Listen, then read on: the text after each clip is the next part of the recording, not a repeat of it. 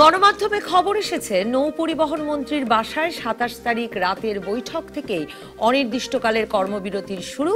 আবার তার এক কথাতেই আজ দুপুরে সারা দেশে বাস, ট্রাক, গণপরিবহন আবার রাস্তায় নামতে শুরু করেছে। লাইসেন্স এবং ফিটনেসবিহীন বাস চালিয়ে তারেক মাসুদ, মিশুক মুনীর সহ ৫ জনের প্রাণ সংহারের কারণে এক চালকের যাবজ্জীবন হওয়ায় গত ২৫ তারিখ খুলনায় পরিবহন শ্রমিকদের যে ধর্মঘটের শুরু, পারিবারিক রাস্তায় ট্রাক চালাতে বাধা দেওয়ায় জমির মালিকের ওপর ইচ্ছাকৃতভাবে ট্রাক চালিয়ে তাকে মেরে ফেলার দায়ে অন্য আদালতে আরেক চালকের মৃত্যুদণ্ড হওয়ার প্রতিবাদে সেই ধর্মঘট ছড়িয়ে পড়ে সারা দেশে। আজ সকাল থেকে শুধু দূরপাল্লার নয়, এমনকি ঢাকার ভেতরের বাসও বন্ধ করে দেওয়া হয়। পরিবহন শ্রমিক নেতাদের ভাষ্যে সাজার দুশ্চিন্তা মাথায় নিয়ে কাজ করতে রাজি নন তারা। এমন প্রেক্ষিতে আইনমন্ত্রী আনিসুল হক এবং সড়ক পরিবহন মন্ত্রী ওবায়দুল কাদের আজ বৈঠকে বসেন এর নিয়ন্তা সবচেয়ে বড় পরিবহন শ্রমিক সংগঠনের নেতা নৌমন্ত্রী শাহজাহান খানের সঙ্গে, এবং তারপরেই তিনি সরকারি আশ্বাসের কথা জানিয়ে কাজে ফিরতে বলেন আর পরিস্থিতি স্বাভাবিক হতে শুরু করে। এই পরিবহন শ্রমিক মালিকদের চাপেই দেশে যে সড়ক পরিবহন আইন হচ্ছে, তাতেও বেপরোয়া গাড়ি চালিয়ে মৃত্যুর দায়ে মাত্র ৩ বছরের সাজার বিধান রাখা হচ্ছে। তার মানে সড়কে মৃত্যুর কোনো বিচার নেই, এমনকি খুনের উদ্দেশ্যে গাড়ি চাপা দিলেও চালক মালিক কারো কোনো বিচার হবে না, আর হলেই জিম্মি হতে হবে সাধারণ মানুষকে। নৌমন্ত্রীর নেতৃত্বে সে কথাই কি প্রমাণ করতে চাইলেন পরিবহন খাত সংশ্লিষ্টরা? আদালত আর বিচারের বিরুদ্ধে শ্রমিকের এই দাবির ন্যায্যতা কোথায়? এসব নিয়ে আলাপ করতে আজ রাজকাহন স্টুডিওতে আছেন বাংলাদেশ আওয়ামী লীগের উপদেষ্টা মণ্ডলীর সদস্য অ্যাডভোকেট ইউসুফ হোসেন হুমায়ুন, বিএনপির ভাইস চেয়ারম্যান নিতাই রায় চৌধুরী ও সিপিবির কেন্দ্রীয় নেতা রুহিন হোসেন প্রিন্স। স্বাগত আপনাদের তিনজনকেই। আমি রুহিন হোসেন প্রিন্স, আপনাকে দিয়ে শুরু করি যে শ্রমিকের দাবি, শ্রমিকের আন্দোলন, শ্রমিকের ধর্মঘট, এরও তো ন্যায্য অন্যায্য ব্যাপার আছে। এই ধর্মঘটের ন্যায্যতা কতটুকু আপনার কাছে মানে আছে বলে মনে হলো? আপনি কোনো ন্যায্যতা খুঁজে পেলেন? ধন্যবাদ আপনাকে। যেহেতু আপনি শুরু করলেন শ্রমিকের ন্যায্যতা দিয়ে, দেখুন এটা তো একথা সবাই জানে যে যে কোনো কাজে শ্রমিক ছাড়া কাজটা হয় না, কিন্তু সবচেয়ে নিষ্পেষিত তারা, এটা নিয়ে কোনো দ্বিধাদ্বন্দ্ব নাই। এটাই তো আমরা দেখছি বাংলাদেশের চল। এবং যে ঘটনা নিয়ে এখানে শুরু এবার, সেটা হচ্ছে যে চালকের শাস্তির বিষয়টা নিয়ে। এখন নিঃসন্দেহে যে দুর্ঘটনা ঘটে, আমাদের পরিবহন যারা শ্রমিকে কাজ করেন তারা নিজের একটা হিসাব দাঁড় করিয়েছেন যে 106টা কারণ দুর্ঘটনার। তা আমার ধারণা আমি আপনি এখানে বসে 20-25টা কারণ খুঁজে বের করতে পারবো। হুমায়ুন ভাই সিনিয়র লোক, আরো বেশি খুঁজে বের করতে পারবেন। তো এখন সেটা নিশ্চয়ই আমাদের এই সংকটটা দূর করা দরকার, এটা নিয়ে কোনো দ্বিধাদ্বন্দ্ব নেই। আমাদের এই শ্রমিকদের মান উন্নয়নে কি করা যায় সেটা দরকার। একটা শ্রমিক ডিউটি করছে, আমি আসছি আমি টোটালি বলছি যে এই কাজটা করা দরকার, যে তার ডিউটির কোশ্চেন, তার মানবাধিকার উন্নয়ন, সেটা খুবই জরুরি। তারপরে এই শ্রমিকরা তারা মানে নিয়ম অনুযায়ী যেভাবে আন্দোলনের কাজ সেটা করবেন, তাতে আপত্তি নেই। কিন্তু এইবারে যেটা দেখলাম, আমার বিবেচনায় এটা কোনো আইনি কাজ না, এটা অন্যায়, অযৌক্তিক এবং এটা নৈরাজ্যের সৃষ্টি করলো। সেটাও সহজ করে বলি। একটা হচ্ছে প্রথম যে ঘটনাটা যেটা আপনি দেখালেন, যে যেটার একটা যাবজ্জীবন কারাদণ্ড যেটা হয়েছে, তো এটা তো ঘটনা ঘটেছে সবাই জানে এবং কোর্টে এটা প্রমাণ করেছে। তারপরে যদি কোর্টের ওনাদের বক্তব্য থাকে, যেটা আইনমন্ত্রী বলেছেন, আমি একমত যে সেটা উচ্চ আদালতে বিচার করুক। সুতরাং এক্ষেত্রে নতুন করে একটা জিম্মি করার জনগণকে কোনো কারণ নেই। দ্বিতীয় ঘটনাটা আমার বিবেচনা আরো ভয়াবহ। মানে আমি একজন চালককে, দুর্ঘটনা এক কথা, কিন্তু হত্যাকাণ্ডের লাইসেন্স তো দিতে পারেনি। তো সিনেমাতে যেরকম দেখতাম, এটার যেন একটা বাস্তব রূপ। এবং কোর্টে যদি প্রমাণ করতে পারে যে এটা ঘটেছে, তাহলে তার সর্বোচ্চ শাস্তি হতেই পারে। এক দেশের আইন এক এক রকম, সেটা আমাদের সর্বোচ্চ শাস্তির মৃত্যুদণ্ড বিধান আছে, করতে পারে। এক্ষেত্রেও আমাদের অধিকার আছে, মানে শ্রমিক ভাইদের অধিকার আছে যে তারা যদি মনে করেন তিনি ব্যক্তিগতভাবে অন্যভাবে তিনি এটা করতে পারেন। কিন্তু আমরা এখানে এটা দেখলাম না, করলাম না। কেন জানেন?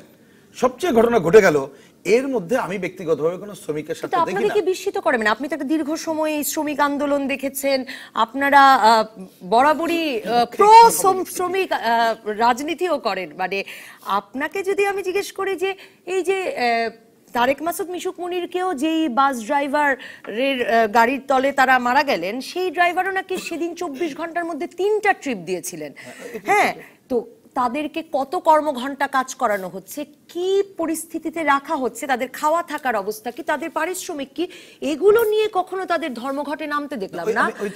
কিন্তু এভাবে এই অপরাধী বাস ড্রাইভারের শাস্তির জন্য সকলে এত ঐক্যবদ্ধ হয়ে নেমে গেলেন, এর পেছনে কোনো দূরভিসন্ধি না? আমি দূরভিসন্ধি থেকে আমি আগের কথা ধারাবাহিকতা আসলে আমার ধারণা, আমার বুঝটা আমি বলতে পারবো যে এই যে কথা বলছিলাম যে আইনের এটা করা যেত, কিন্তু আমরা দেখলাম শ্রমিকরা তার স্বার্থে এখন আর রাজনীতিতে নাই। আগে একটা সময় ছিল যখন এটা একটা বিপ্লবী ধারার শ্রমিক আন্দোলন ছিল এবং একটা স্লোগান ছিল রাজনীতি যার যার, শ্রমিক স্বার্থে এক কাতার। কিন্তু আপনি এক কাতার এখন কারা দেখেছেন?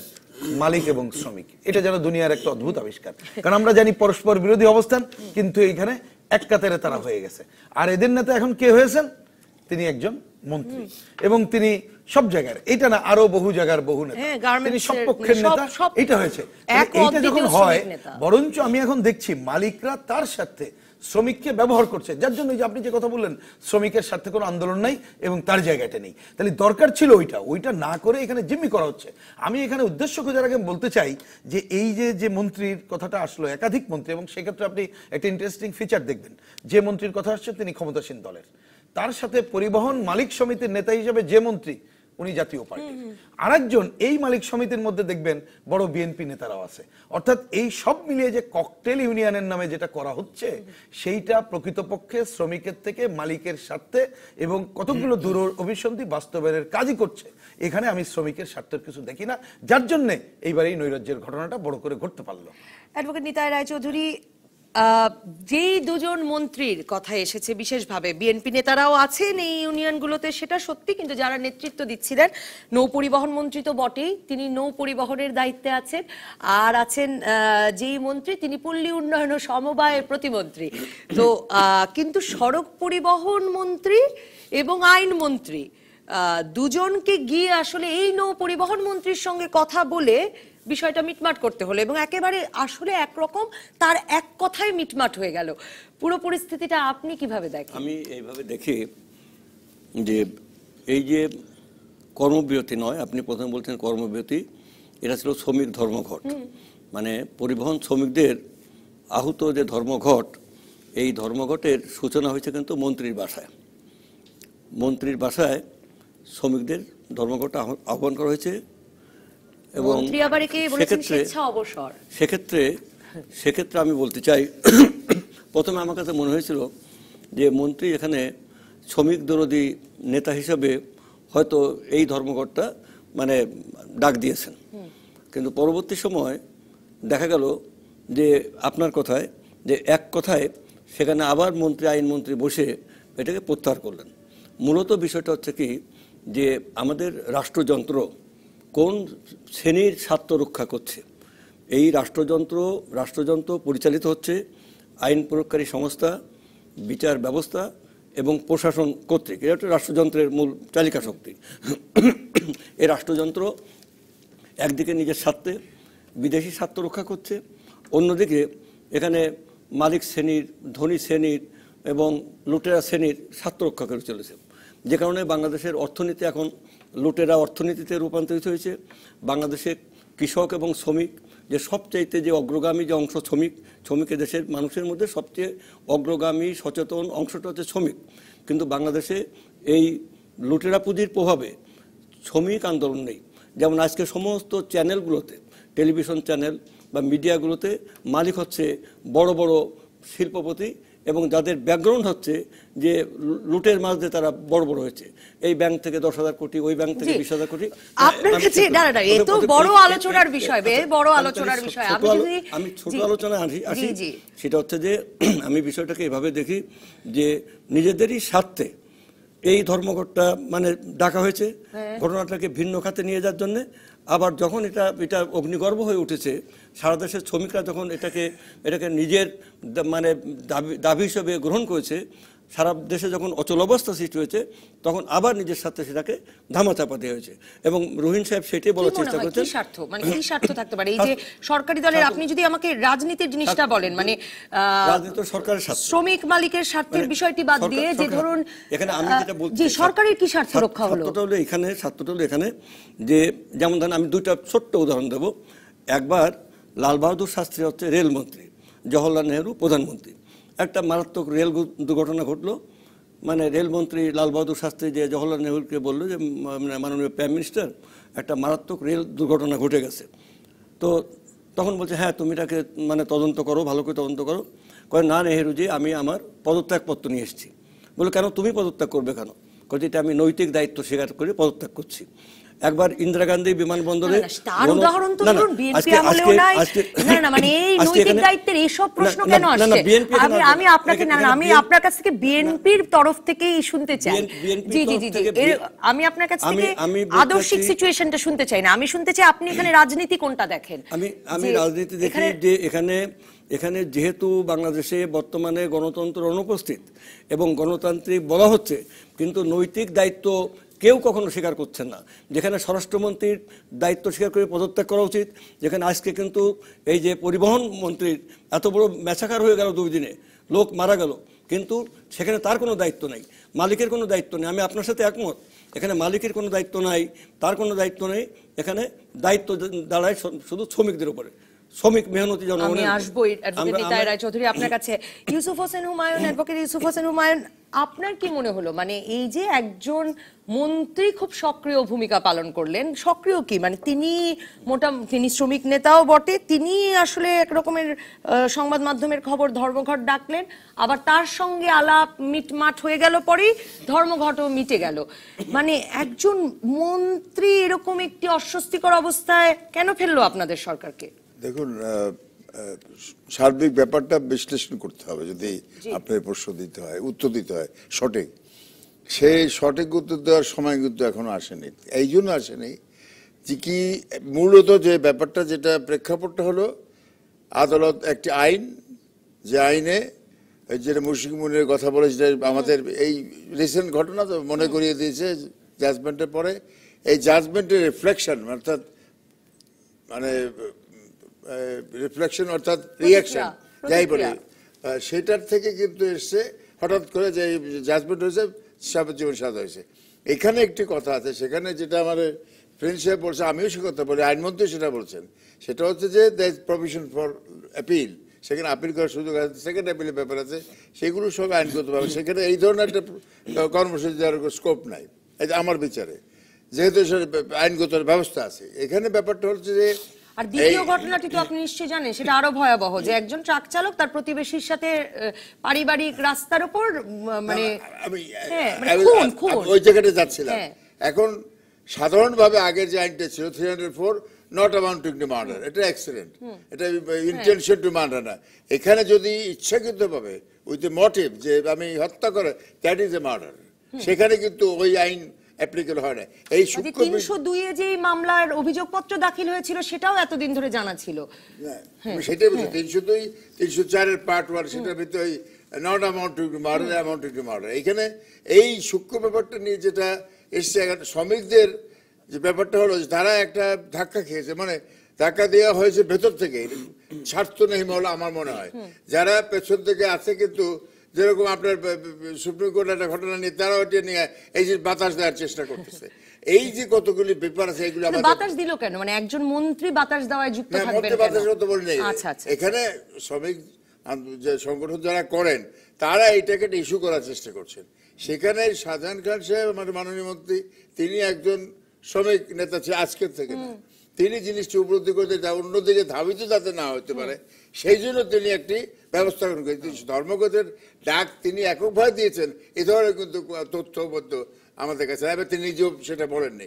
আজকে যেটা হয়েছে, আপনি যেটা বলেছেন, 2 জন মাননীয় মন্ত্রী 3 জন বসে, কিন্তু উনি বললেন এবং সাথে সাথে ধর্মঘট আবার হয়ে গেল। আমি সেটাই বলছি, এখন নিরসন তো করতে হবে। নিরসন এখানে যে জাজমেন্টের আইনটার উপর তো নিরসন আইনের প্রক্রিয়া রেমেডি আছে, যে হাউ টু অর্থাৎ অ্যাপিল করা যাবে।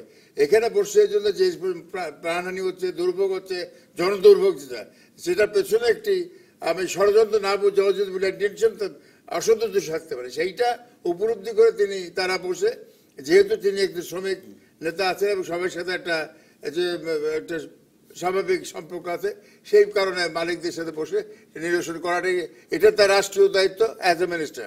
অ্যান্ড না না মানে কিন্তু এটা কি আপনাকে কোনোভাবে উদ্বিগ্ন করে কিনা যে সড়ক পরিবহন মন্ত্রী বা আইনমন্ত্রী স্বরাষ্ট্রমন্ত্রীর কোনো মানে সক্রিয় ভূমিকা আমরা দেখিনি, এরা ইনাদের যে নৌ পরিবহন মন্ত্রী মানে মূলত তো মানে শ্রমিক নেতা হিসেবে এখানে নৌ পরিবহন মন্ত্রীর এই গুরুত্বটা, সেই নৌ পরিবহন মন্ত্রীর সঙ্গে কথা বলেই যে সকল কিছু সমাধান করতে হলো, মানে মানে সড়ক পরিবহন মন্ত্রী বা অন্য কারো আমরা সেই পরিমাণ নিয়ন্ত্রণ বা একচ্ছত্র আধিপত্য দেখলাম না, এটা আপনাকে উদ্বিগ্ন করে? জি, শাহজাহান খান সাহেব তার জন্ম থেকে কিন্তু এই শ্রমিক সংগঠন করে এসেছেন। তিনি আপনি দেখছেন আশুলিয়াতে যখন গার্মেন্টস এর এটা হয় তখনও তিনি এখানে হস্তক্ষেপ করানো হয়েছে এবং তিনি এটা সমাধান করেছেন। তিনি প্রমাণ করেছেন বিভিন্ন সময় এই সমস্ত ক্রাইসিস যখন হয় তিনি কিন্তু যেহেতু তার ব্যাকগ্রাউন্ড আছে শ্রমিক নেতা হিসাবে পরিচিতি আছে, একটা সহমর্মিতা সহসম্পর্ক আছে, তাকে ব্যবহার করলে পারে বা তিনি যদি উদ্যোগ নেন সেটা সমাধান হতে পারে, এটাই সঠিক। আর না হলে কি হতো, আজকে যদি কল আপ না করে প্রত্যাহার না হতো। কিন্তু ধর্মঘট সারা দেশে ছড়িয়ে পড়ায় তার কোনো আপনি দায় বা দায়িত্ব থাকতে পারে বলে মনে করেন না? না, ধর্মঘট যেটা ঘোষণা হয়েছে সারা দেশব্যাপী ডিরেকশন হবেই, ওদের একটা ঐক্য বলে একটা জিনিস আছে। যে আমার নিতে কতগুলি ভালো ভালো বাংলা বলেন, বামপন্থী বাংলা এটা আমরা পারি না, যেটা জনদুর্ভোগ। তারপর ধরেন যে কি বলে লুটেরা, আমি তো ভাবছিলাম রাষ্ট্রদল যন্ত্র, এগুলি কিন্তু আমরা ব্যবহার করি। আমি অ্যাডভোকেট ইউসুফ হোসেন হুমায়ুন এবং অ্যাডভোকেট নিতাই রায় চৌধুরী, আপনাদেরকে এরপরে আমি এর পরের পর্বে এসে জানাতে চাই যে 302 আর 304-এর এই বিতর্ক আসলে শুধুমাত্র সাভারের এই মামলাটিকে ঘিরে নয়, আসলে পরিবহন শ্রমিক মালিকদের চাপে 1860-এর দণ্ডবিধি অনুযায়ী শুধুমাত্র এই 304-এই যে কোনো ঘাতক ড্রাইভারেরও বিচার হবে সেই ব্যবস্থা রাখা হচ্ছে। একটা বিরতির পর দর্শক জানাতে চাই আপনাদেরও, থাকুন রাজকাহনে। ফিরে এলাম রাজকাহনে। আমাদের আলোচনায় যাবার আগে, টেবিলের আলোচনায় ফেরার আগে আমাদের সঙ্গে সংযুক্ত হয়েছেন বরিশাল জেলা বাস মিনিবাস মাইক্রোবাস শ্রমিক ইউনিয়নের সাধারণ সম্পাদক সুলতান মাহমুদ। আমি তার সঙ্গে একটু কথা বলতে চাই। সুলতান মাহমুদ, স্বাগত আপনাকে রাজকাহনে। আমি আশা করি আপনি আমাকে শুনতে পাচ্ছেন। এই ধর্মঘট থেকে কি পেলেন আপনারা? জি, শুনতে পাচ্ছি। আমরা অনেক কিছু পেয়েছি। আজকে যে ধারায় শ্রমিকদের বিচার করা হচ্ছে, মৃত্যুদণ্ড এবং যাবজ্জীবন, সেখানে আজকে মন্ত্রী মহোদয়রা বসে তারা একটা ডিসিশন নিয়েছে যে প্রতি জেলায় চিঠি পাঠাবে যাতে এই ধারায় তারা যেন আর পুলিশ প্রশাসন যেন চার্জশিট না দেয়। আর একটা আমরা পেয়েছি যে আজকে সারা বাংলাদেশের শ্রমিকরা একযোগে ঐক্যবদ্ধ হয়ে আজকে আন্দোলনে নেমেছে। আপনারা এরকম আশ্বাস পেয়েছেন, আমরা আসলে আশ্বাসটা কি সেটা পরিষ্কার হতে পারছিলাম না। আমরা শুনেছি সরকার আপনাদের আশ্বাস দিয়েছেন, কিন্তু ধরুন সুলতান মাহমুদ, যেই বিচারটির কারণে আপনারা সারা দেশে ধর্মঘটে চলে গেলেন, সাভারের যে ঘটনাটি, সেটিতে তো খুনের উদ্দেশ্যেই প্রতিবেশীর রাস্তা দিয়ে ট্রাক চালিয়ে দেওয়া হয়েছে। এরকম ঘটনাতেও তার মানে কোনো গাড়ি চালককে 302 ধারায় বিচার করা যাবে না, এই আশ্বাস পেতে যাচ্ছেন আপনারা সরকার থেকে, সেটা বলতে চাইছেন?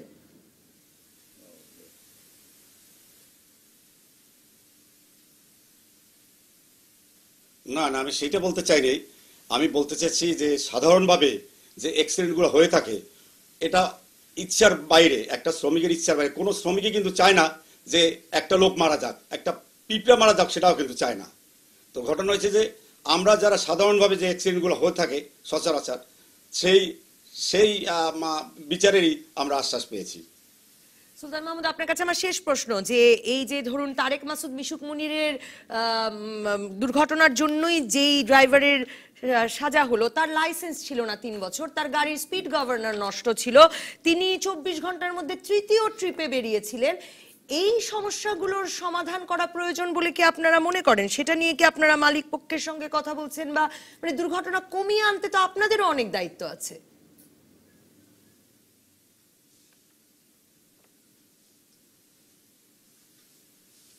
জি, এটা সঠিক। এটা নিয়ে আমরা প্রায় সময় মালিকের সাথে আমরা বসি এবং এই ধরনের সমস্যাগুলো সলভ করার আমরা চেষ্টা করি। অসংখ্য ধন্যবাদ সুলতান মাহমুদ আমাদের সঙ্গে যুক্ত হবার জন্য। অ্যাডভোকেট ইউসুফ হোসেন হুমায়ুন, আমি বিরতির আগে যা বলতে চাইছিলাম যে আসল মূল দ্বন্দ্বটি একটা দীর্ঘ সময় ধরে চলছে আসলে এই 302, 304 ধারায় বিচার নিয়ে। কারণ আপনার যদি মনে থাকে 2011-তে তারেক মাসুদ মিশুক মুনির মারা যাবার পর আসলে নাগরিক সমাজের পক্ষ থেকে এই দাবি ওঠে যে বেপরোয়া গাড়ি চালিয়ে দুর্ঘটনার জন্য 302 ধারায় বিচার করা যাক। কিন্তু এরপরে যে এখন যে পরিবহন আইন হচ্ছে, সড়ক পরিবহন আইন, সেই খসড়াতেও 304-এর খ ধারায় শুধুমাত্র 304 ধারায় শুধুমাত্র বিচারের ব্যবস্থা রাখা হয়েছে এবং তাতে আসলে মাত্র 3 বছরের কারাদণ্ড হবে কেউ বেপরোয়া গাড়ি চালিয়ে আমাকে হত্যা করলে বা যে কাউকে হত্যা করলে। এটা যথেষ্ট মনে করেন? মানে এটা কি একটা আন্দোলনের বিষয় হতে পারে যে কোন ধারায় বিচার হবে দুর্ঘটনার জন্য? এটা আন্দোলনের বিষয় হওয়ার কথা না, হওয়া উচিত না, আমি ব্যক্তিগত মনে করি। এই কথাটা হচ্ছে যে আমি একটু আগে যেটা বলেছি, যেটা আপনি একটু রেফারেন্স দিয়েছেন আর কি, প্রসঙ্গটা নিয়েছেন, যদি ইচ্ছাকৃতভাবে যদি আমি এই করি সেটা যে প্রমাণিত হয়, প্রমাণিত দুইভাবে হয়, চাক্ষুষ দ্বারা দেখেছে তারা এবং তার যে ড্রাইভিং যে লাইসেন্স, এখন তো অনেক নতুন নতুন ডিভাইস এসে নতুন ট্রান্সপোর্টের মধ্যে, তার থেকেও কিন্তু প্রমাণ পায় যে it is accidental or otherwise. যদি অ্যাক্সিডেন্টাল না হয় 304 আমার বিচারে সেখানে যে খরচা যাই থাকুক না কেন, আমার মনে হয় আলটিমেটলি ওই ধরনের একটা ব্যবস্থা থাকবেই যে যদি উইলফুল আর নেগলিজেন্স, দুই জিনিস, কিন্তু নেগলিজেন্সও কিন্তু এখানে না, উইলফুল মার্ডার যদি হয়, যদি আমি নির্দিষ্ট করে যেটা মারবো সেই জন্য আমি যদি হিট করে থাকি, মেরে ফেলি, তাহলে কিন্তু আমি কালপেবল হোমিসাইড ফর মার্ডার হবে। আর যদি নেগলিজেন্স হয় বা ইনহ্যাটমেন্ট, সেটা হলো কি অ্যাক্সিডেন্টাল, সেটা অন্য কথা, সেটা থিয়েটার পরে আসতে পারে। আমি মনে করি যে খরচার কথা, পরিবহন আইনের কথা যেটা বলছেন, সেটা তো এখন পর্যন্ত পার্লামেন্টে যে পাস হয়নি। আমার বিচার, আমার দৃঢ় বিশ্বাস, যারা 2011 থেকে শুরু করবার পর ক্রমাগতভাবে সাজা কমানো হয়েছে, ক্রমাগতভাবে জরিমানা কমানো হয়েছে। ব্যাপার হলো যে দুটো দিক, খসড়াটি যতবার সংশোধিত হচ্ছে ততবার সাজা আরো কমছে। কেন হচ্ছে এটা আপনি লক্ষ্য করে দেখবেন, যে কথা দ্বিতীয় রায় চৌধুরী বলেছেন, যে যারা পরিবহন মালিক, কি লঞ্চ হোক, বাস হোক আর যেটাই হোক, পরিবহন মালিক কিন্তু সমস্ত, মানে আমরা শিল্পপতি বলেন, অর্থশালী, বিত্তশালী সবাই, তাদের একটা সামাজিক প্রতিপত্তি আছে এবং সেই প্রতিপত্তি শুধু না, এখন তারা কিন্তু রাজনীতিতে কিন্তু একটা প্রভাব খাটাবার সুযোগ পেয়েছেন। সেই জন্যই বলছে সেখানে একটা প্রভাব থাকে। এই আইনের যেটা বললো যে প্রসেস হচ্ছে না, তাদের বক্তব্য হচ্ছে যে এটা অ্যাক্সিডেন্ট হয়ে গেছে, এটা তো ব্রিটিশ সময় আইন।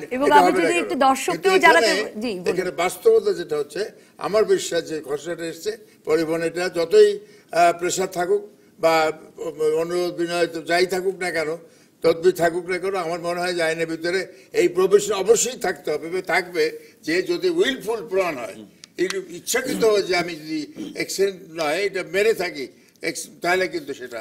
অ্যাডভোকেট নিতাই রায়চৌধুরী, আমি একটু দর্শককে জানানোর জন্য বলতে চাইছি, মানে যেই আইনটি করা হচ্ছে তাতে বলা হচ্ছে দণ্ডবিধির শুধুমাত্র 304-এর খ ধারায় এই বিচার করা যাবে এবং খ ধারাটি 1860 সালে যখন হয়েছিল তখন আসলে বেপরোয়া যানের সঙ্গে ওই আইনের মধ্যে এখনো আমাদের দণ্ডবিধিতে আছে যে বেপরোয়া যান বা অশ্ব চালনার দ্বারা মৃত্যু ঘটান যদি কোনো ব্যক্তি, তাহলে যে ব্যক্তি বেপরোয়া ভাবে বা তাচ্ছিল্যের সহিত জনপথে যান বা অশ্ব চালাইয়া দণ্ডার্হ নরহত্যা নহে এমন মৃত্যু ঘটায়, সেই ব্যক্তি যে কোনো বর্ণনার কারাদণ্ডে, যাহার মেয়াদ 3 বছর পর্যন্ত হইতে পারে বা অর্থদণ্ডে, উভয় দণ্ডে দণ্ডিত হইবে।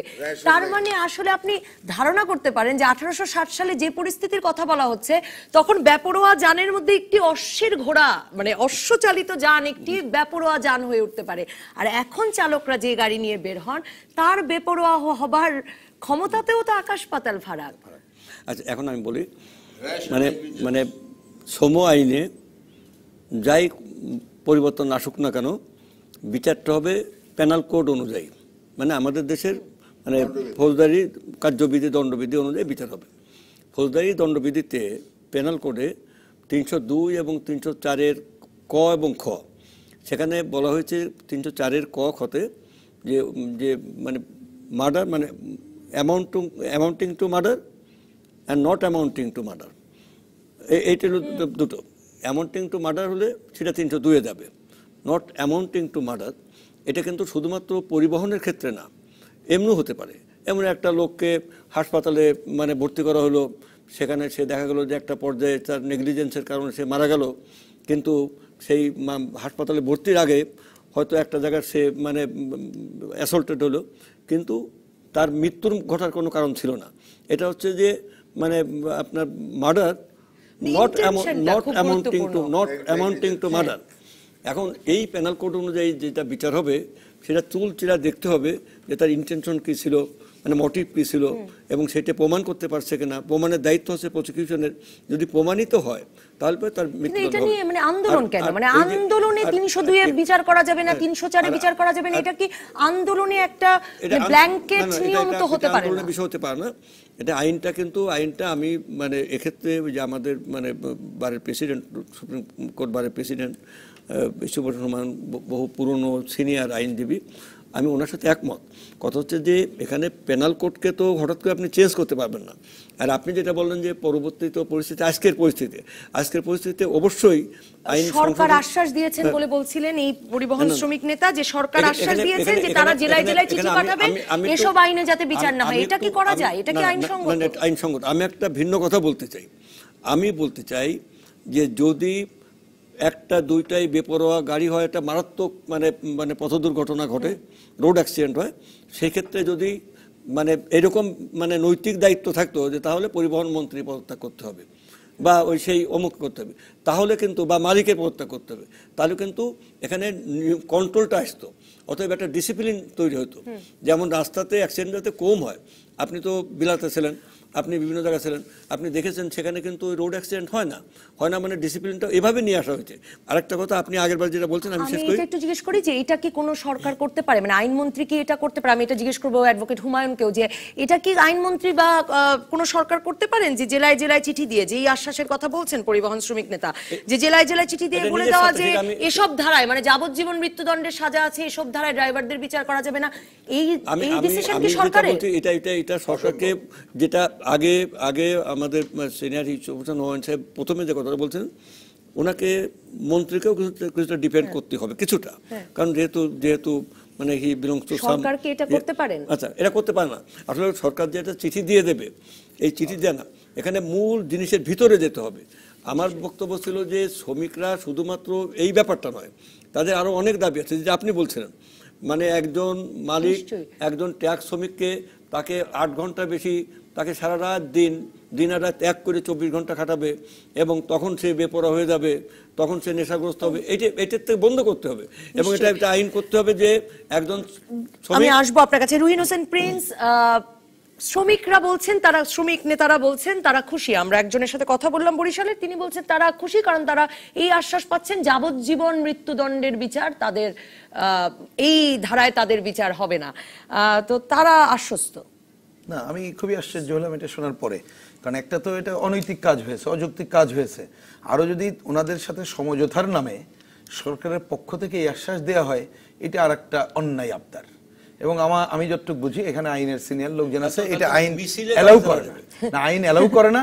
কিন্তু এইখানে 2 নম্বর এটা তাহলে বুঝতে হবে যে কোন আশ্বাস তাদেরকে দেয়া হলো। এইটা আমার মনে হয় মোটেই গ্রহণযোগ্য না, এটা কেউ গ্রহণ করবে না। এবং এই সুলতান সাহেবের কথার মধ্য দিয়ে বরঞ্চ জনগণের সচেতনতা আজকে আরো গড়ে ওঠা দরকার, এটা বিবেচনা করা দরকার। আমি এখানে অন্য কয়েকটা বিষয় বলতে চাই। দেখুন, একেবারে জিনিসটা কিন্তু শুরুতে আমরা বলেছিলাম, আপনাকে দুর্ঘটনার কারণ অন্য যে বিষয়টা আছে, শ্রমিকের মান উন্নয়ন সহ অন্য বিষয়গুলো, এগুলো তো দেখতে হবে। কিন্তু এই যে ঘটনা ঘটলে রাজনীতিটা কি যদি বলেন, আমরা সাধারণভাবে বলি, অ্যাকুরেট তো অনেক কিছু বলা যায় না, কারণ এখন ঘটনা না। একটা হচ্ছে আমরা দেখতেছি এই সরকারের মধ্যে আরেকটা সরকার আছে, কিছু ব্যক্তিবর্গ আছে, তার নিজের আধিপত্যটা গড়ে তোলার ব্যাপারটা দেখায়।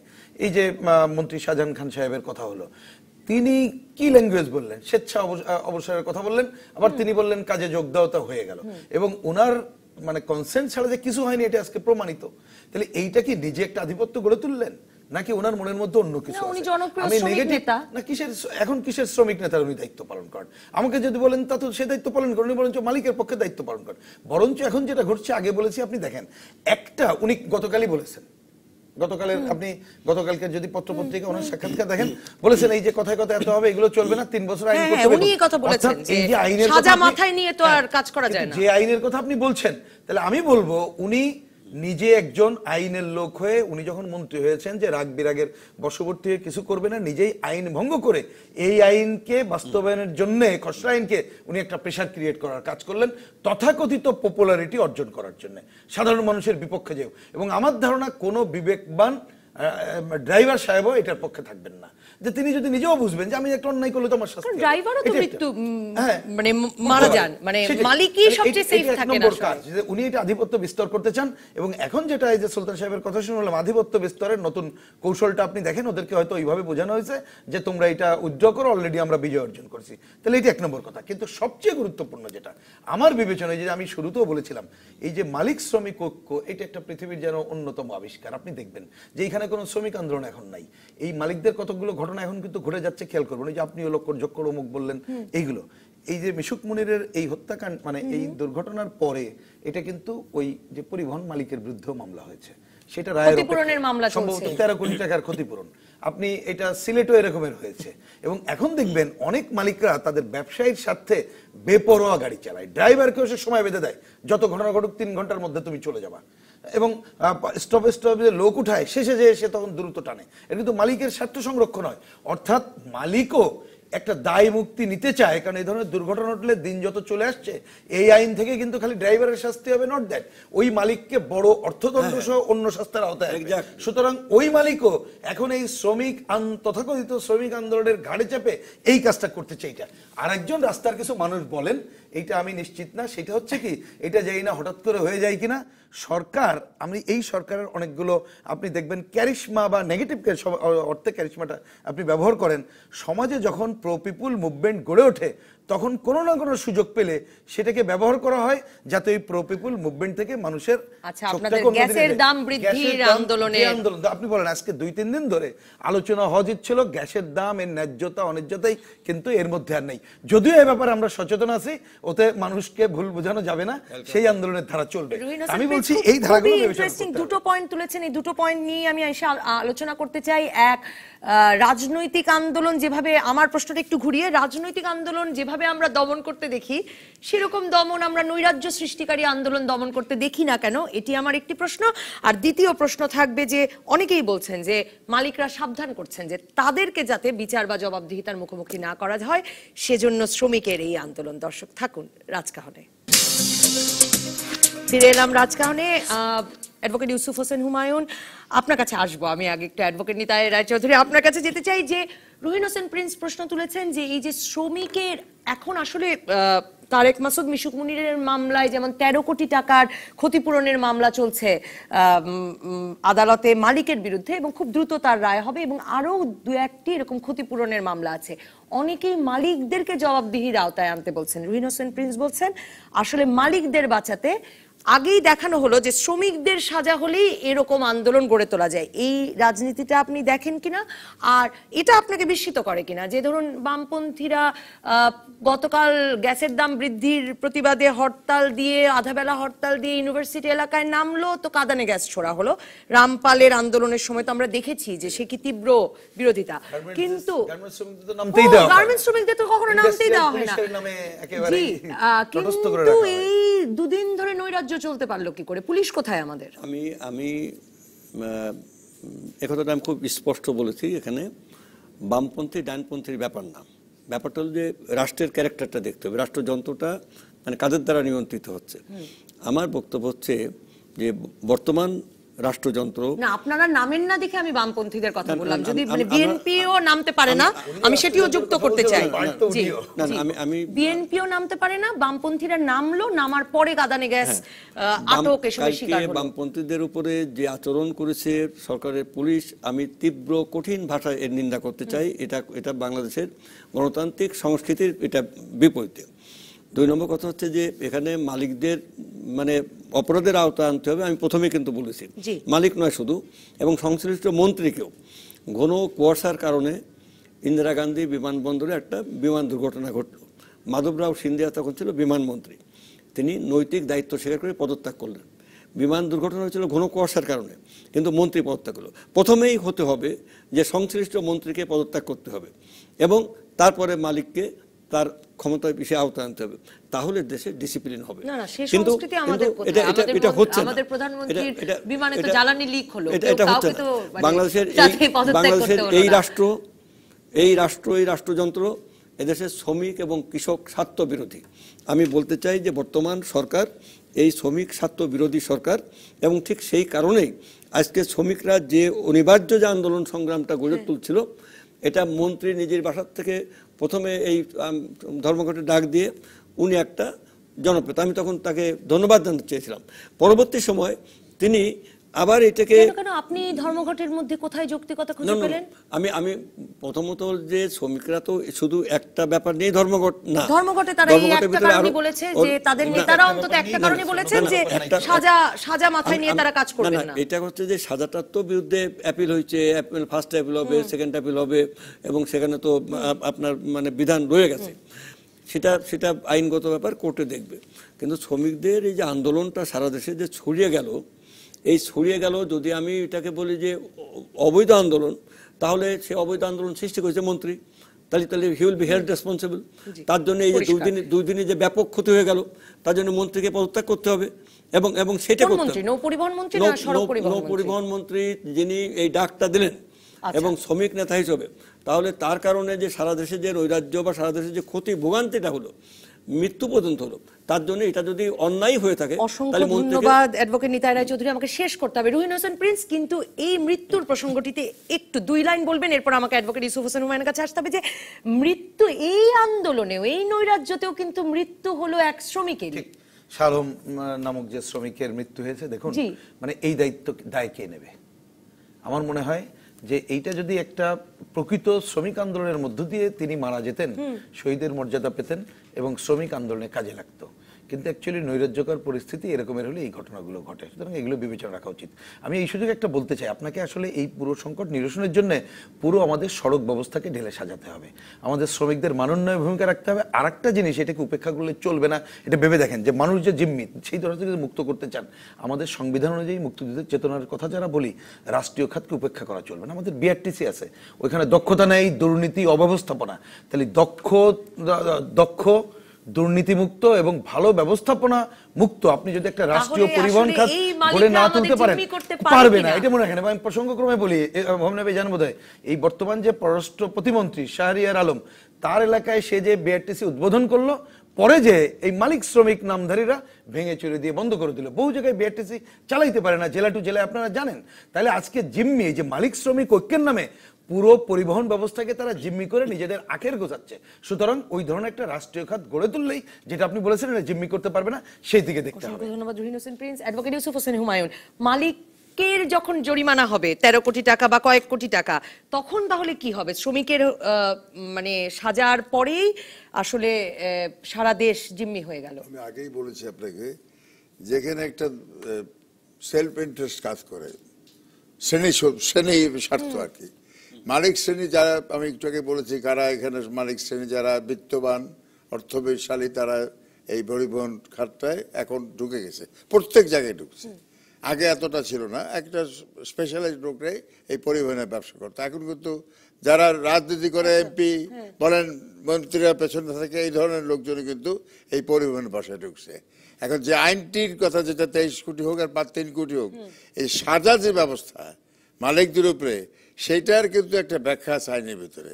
সে ব্যাখ্যাটা হলো যে যদি দেখা যায় যে গাড়িটা, চালকটা যদি দেখা যায় সে কোনো ট্রেনিং নাই, একটা জাস্ট 2 দিন চালিয়ে গাড়ি নামিয়ে দিল, অদক্ষ যদি শ্রমিক বা ড্রাইভারদের চালায়, সেখানে কিন্তু মালিকের অবশ্যই অপরাধ আছে, সে উইলফুলি এটা করেছে। সেই গাড়ি যদি কোনো ঘটনা ঘটায়, তাহলে আমার বিশ্বাস, আমার দৃষ্টিতে হি মাস্ট বি পেনালাইজড। এগুলো তো আইনে আছে, কিন্তু কিন্তু কিন্তু সরকার কি, যে প্রশ্নটি আপনাকে করা হয়নি, সরকার চিঠি দিয়ে কি বলে দিতে পারে যে এর বিচার এই আইনে হবে না? এটা তো একটা অবাস্তব, যেটা উনি সুলতান সাহেব বলেছেন, কোথাতে বলছে, এটা হতেই পারে না, কোন সরকারি মানে আইন আদালত তো যেখানে স্পেসিফিক আইনটা রিপিল অর্থাৎ বাতিল না হবে কি করে বলবে? এটা একটা মুখের কথা অনেক কিছু আমরা বলতে পারি। কিন্তু সরকার কি তার পুলিশকে বলতে পারে যে আপনারা চার্জশিট দেবেন না এই আইনে? কারণ পুলিশ তো এখানে খুবই ক্রুশিয়াল ভূমিকা পালন করবে, যে সে 302 ধারায় অভিযোগ লিখবে না 304 ধারায় লিখবে। না, এখন সেটা তো ডিপেন্ড করবে, এই যে বললাম একটাকে সরকার কি সেটা পারে? পুলিশকে বলতে পারে, অ্যাডভাইস করতে পারে যে অবশ্যই কেন করবে? এখানে যেটা সরকার যেটা পারবে বা করবে সেটা হলো যে আইনটা যেটা আছে এক্সিস্টিং এই মুহূর্তে, খসড়া কথা বাদ দিলাম, যতক্ষণ পর্যন্ত সংসদে পাস না হয় তাই থাকবে, কিন্তু যতক্ষণ যে আইনটা আছে সেটা সঠিক প্রয়োগের জন্য সরকার যেটুকু করার সেই আইন শৃঙ্খলা বাহিনীকে নির্দেশ দিতে পারবে, দেবে। আপনার কাছে আমার শেষ প্রশ্ন, আপনাকে বিস্মিত করে কিনা যে সরকার বিএনপিকে নামতেই দেয় না? মানে আপনার দল আওয়ামী লীগ তারা সাফল্যের সাথে বিএনপিকে ঘরে রেখেছে, বামপন্থী দলগুলো বিভিন্ন আন্দোলনে মাঠে নামলেই তাদেরকে প্রতিরোধ করে, কাঁদানে গ্যাস ছড়ে, শিক্ষকদের আন্দোলনে জলকামান ছড়ে মানে ভীষণভাবে প্রতিরোধ করতে পারে, নৈরাজ্য থামাতে পারে না কেন আমাদের পুলিশ আর আমাদের সরকার? নৈরাজ্য আপনি যে পরিবহন যদি বলে থাকেন সে তো সমাধান হয়ে গেছে 2 দিন। এই যে নৈরাজ্যটা ঘটেছে সেটা বললাম, একটা হঠাৎ করে মনের মিশুকরা যে রায়টা হয়েছে তার রায়ের প্রতিফলন হিসাবে ইমিডিয়েট একটা রিয়াকশন হয়েছে, তার প্রেক্ষাপটে এই ঘটনাটা কিন্তু ঘটছে, নট ইয়ে করে নেয়। এবং তার পেছনে আমার ধারণা হলো এইটা 2 দিন যে চলেছে পেছনে একটা গুপ্ত ষড়যন্ত্র বলেন বা গুপ্ত চিন্তাধারা অসৎ উদ্দেশ্য ছিল, সেটা ডিটেক্ট করার পরে আমাদের মাননীয় মন্ত্রী দোষ দেন যাই বলেন ডিটেক্ট করতে পারি, চিহ্নিত করে বসে সমাধান করে দিয়েছেন জনদুর্ভোগ এড়াবার জন্য, জনস্বার্থে করে। অসংখ্য ধন্যবাদ advocate Yusuf Hossain Humayun, Ruhin Hossain Prince, advocate Nitai Roy Chowdhury. ধন্যবাদ দর্শক যারা সঙ্গে ছিলেন রাজকাহরের প্রথম পর্বে। পরবর্তী পর্বে আমরা আলোচনা করব নিরাপত্তা রক্ষী যখন ডাকাত এই বিষয়ে।